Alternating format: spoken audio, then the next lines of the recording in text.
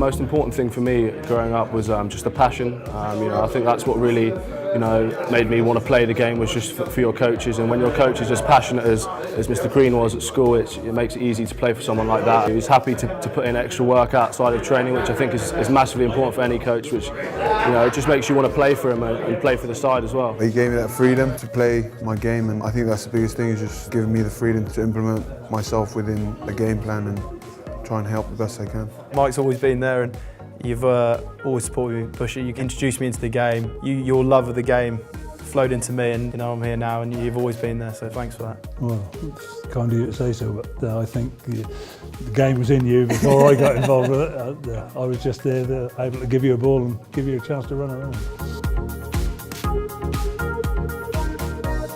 It feels brilliant. Knowing that you were a very small part in Anthony's development is a bit of a privilege, and it's great to see, and you feel a fair bit of pride when you see him out there. Well, I don't know if it shouted England quality, but his enthusiasm was the big thing. You just loved being out there running about after the ball and kicking the ball, and probably there's a little bit of a toss-up between rugby and wrestling, but I think...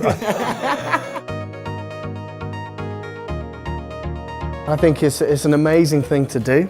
You make a massive impact on players' lives, on the youth. If you can do it and give it 100%, then you'll get the rewards like I have, having Billy play for England and running lots of teams of boys enjoying rugby. It's great. Take it up, because you have an awful lot of fun. And look what can happen. You can end up as an England national and can't get any better than that.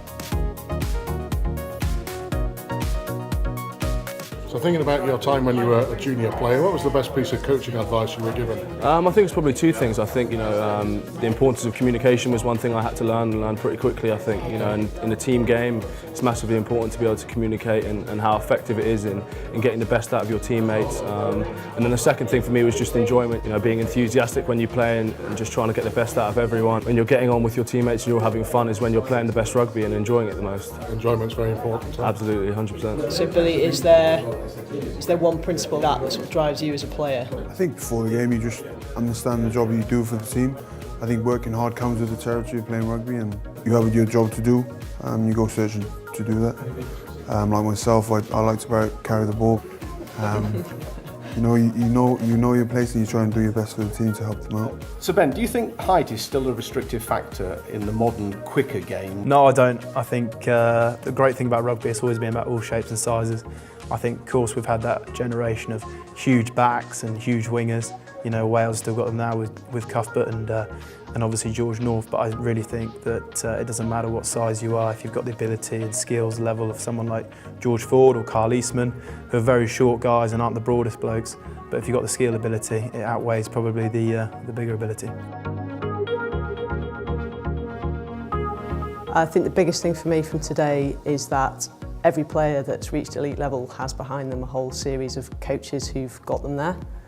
And the relationship between them and their coaches is a big part of what's got them there. The biggest thing they got was the enthusiasm that everybody in the game has, and if you can instill that into the youngsters, then it just keeps them coming back on a Sunday morning, irrespective of what the weather's like. Ben Youngs was inspiring today, just to hear his journey. I'm from the East Midlands, so to hear his journey with his coach and to hear about him when he was a junior. I think Billy Vunipola was probably the most inspiring. He's very grounded. He wants to see coaches at ground level supporting the game of rugby. We spend a lot of time telling kids and youth that the elite level is really difficult to get to and it's almost impossible. But actually the one thing you take back to coaching is that bit about it is possible, and that might inspire them to do better, be better, play better, work harder.